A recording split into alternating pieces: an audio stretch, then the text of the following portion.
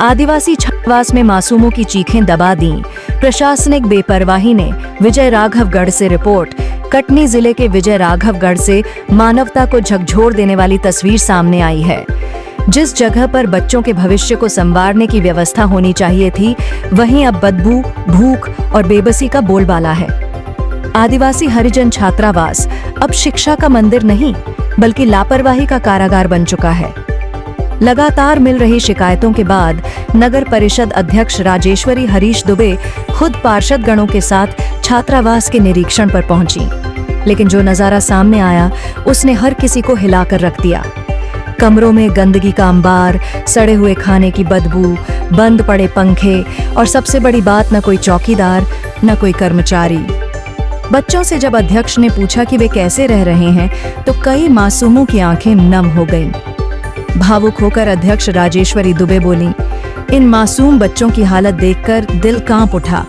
अगर यह शिक्षा का केंद्र है तो अमानवीयता का चेहरा कैसा होगा। छात्रों ने बताया कि बीमार होने पर उन्हें दवा तक नहीं दी जाती। वार्डन जरहा जी, जो एसडीएम कार्यालय में पदस्थ हैं, शायद ही कभी छात्रावास आते हों। उनकी अनुपस्थिति में बच्चों की देखभाल और भोजन व्यवस्था पूरी तरह ठप है। विभागीय अधिकारी विमल चौरसिया ने हमेशा की तरह औपचारिक जवाब दिया, व्यवस्था सुधार की जा रही है। लेकिन सवाल वही पुराना है, कब तक? सुधार के नाम पर सालों से आश्वासन दिया जा रहा है और हालत हर दिन और खराब होती जा रही है। पालक अब खुलकर कह रहे हैं, हमने बच्चों को पढ़ने भेजा था, सड़ने नहीं। ये शिक्षा नहीं, ये सजा है। जिला कलेक्टर श्री तिवारी ने कहा कि जिम्मेदारों पर कार्यवाही की जाएगी, लेकिन की जाएगी वाले बयान अब जनता के धैर्य की परीक्षा ले रहे हैं।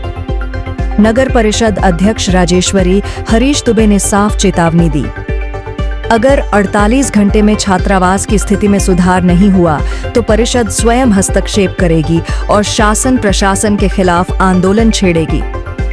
अब यह सवाल जिले की आत्मा को झकझोर रहा है, क्या गरीब आदिवासी बच्चों का भविष्य इतना सस्ता है कि उनकी चीखें भी प्रशासन तक नहीं पहुंचती? अगर यही व्यवस्था है तो यह सच में शर्म की बात है कि शासन इस पर गर्व भी कर रहा है। चैनल हेड कृष्णकांत बल्लू यादव, संवाददाता शेख शब्बीर, विजय राघवगढ़ के साथ Awadhesh Singh Chauhan, news MP 21। Sir, इसकी और दो लोग की तबीयत खराब थी। हमारे पास जो दर्द की जैसी तैसी दवा थी, हमने इसको खिलाया। हम लोग सर रात को, मैं और अनुराग रात को 1 बजे तक इसके पास बैठे रहे, क्योंकि सर तो था नहीं, ना कोई था, तो हम लोगों ने कुछ तो करते। तो इसी के रूम में कल सोए हम लोग। इसको जाके लगभग 1:30 बजे आराम मिला है सर, फिर इसको सुलाए, तब जाके हम लोग चैन की नींद सोए। और उसको तो सर उस सुबह हॉस्पिटल गया था तो उसको चक्कर मार दिया था। सर हॉस्पिटल तक छोड़े भी नहीं है, यहाँ से लेके गए हैं, हॉस्पिटल तक छोड़े नहीं है। इसको कमज़ोरी थी सर, तो आधे रास्ते में ही चक्कर खा के गिर गया। फिर उसको वहाँ से कोई 2 लड़के लेके आए, फिर वहाँ से अपने दोस्तों के साथ यहाँ आया है। मतलब सर यहाँ कोई वैसे ना कोई कर्मचारी, ना कोई यहाँ कोई सुनने वाला नहीं, दवाई वाई का कोई वो नहीं है, क्योंकि हमारे यहाँ भी 15 दिन से अधीक्षक की उपस्थिति नहीं है। और भोजन तो सर पानी मिलता है, ये मान लीजिए पानी की दाल की जगह पानी मिल जाता है। सब्जी में सड़ी आलू दे देते हैं, बासी मतलब पिछला सड़ा गला हुआ खाना, बासी खाना गरम खाने में मिक्स करके देते हैं।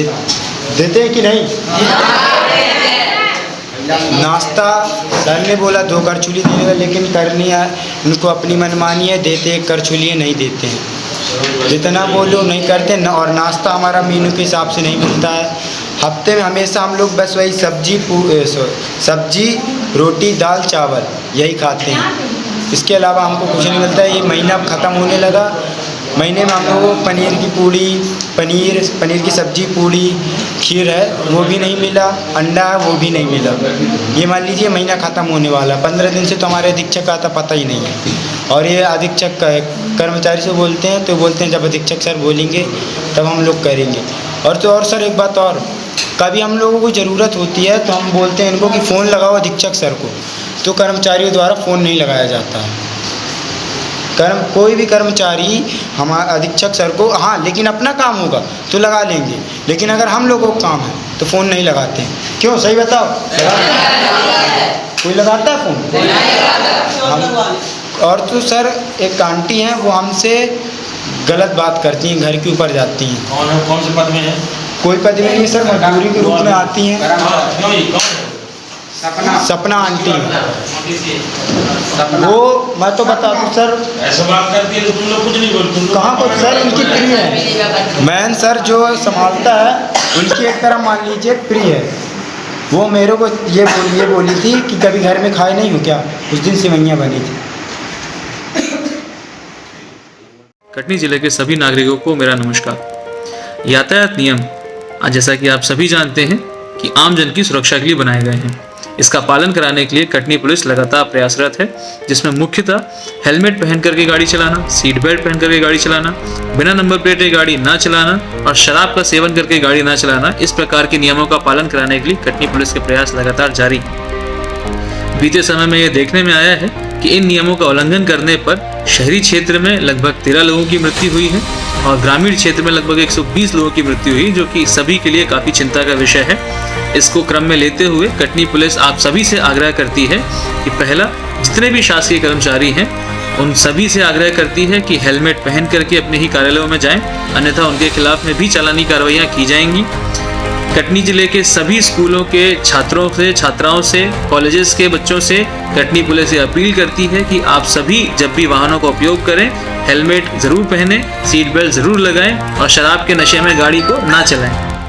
कटनी पुलिस सभी स्कूल के, कॉलेजेस के प्रिंसिपल से अनुरोध करती है कि अपने बच्चों को नो हेलमेट नो अटेंडेंस की पॉलिसी में लेकर के आएँ। जो भी बच्चा हेलमेट का इस्तेमाल ना करे उसे अटेंडेंस ना दी जाए, ताकि वह भी इस व्यवहार को अपनाएं। इसी प्रकार से जितने भी फैक्ट्री के कर्मचारी हैं, जो इंडस्ट्री से कर्मचारी हैं और जो अन्य संस्थानों के कर्मचारी हैं, उनसे और उनके संचालकों से अनुरोध है कि वहाँ पर भी नो हेलमेट नो अटेंडेंस की पॉलिसी को अपना करके यह व्यवहार को सभी में लेकर के आएँ, ताकि सभी लोग हेलमेट का इस्तेमाल करें।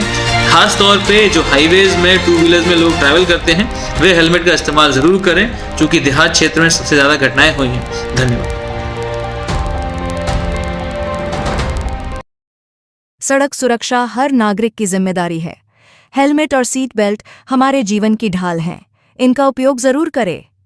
थोड़ी सावधानी, बड़ा बचाव, यही सुरक्षित सफर का मूल मंत्र है। तेज रफ्तार, मोबाइल पर बात या नियम विरुद्ध चलना हादसों को बुलावा देना है। याद रखें, दुर्घटना से देर भली। हेलमेट लगाएं, सीट बेल्ट लगाएं, सुरक्षित वाहन चलाएं। निवेदन न्यूज़ MP 21।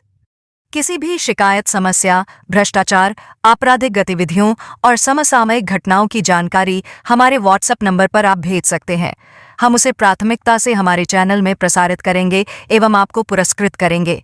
आपकी पहचान पूर्णतः गोपनीय रखी जाएगी।